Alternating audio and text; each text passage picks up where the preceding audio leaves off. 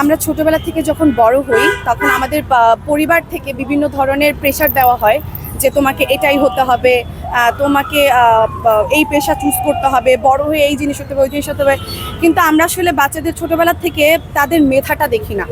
আমি এখানে ডক্টরের যে এক্সামটা এটা টোটালি নিজের থেকে দিতে এসেছি। আমার পরিবার থেকে আমাকে কখনোই প্রেশার দেওয়া হয়নি।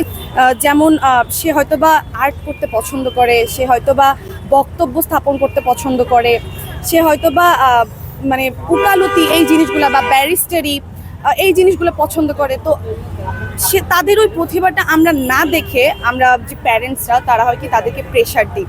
আজকে যদি আমি আমার উদাহরণ দিই, আমি এখানে ডক্টরের যে এক্সামটা এটা টোটালি নিজের থেকে দিতে এসেছি। আমার পরিবার থেকে আমাকে কখনোই প্রেশার দেওয়া হয় না যে জিনিসটা তোমাকে হতেই হবে বা এরকম কিছু। তারা আমাকে অনেক অপরচুনিটি দিয়েছে যে তুমি চাইলে আরও অন্য পেশায় কিছু একটা করতে পারো, but moral of the story যে তোমাকে এডুকেটেড হতে হবে, তুমি যে পথেই হোক।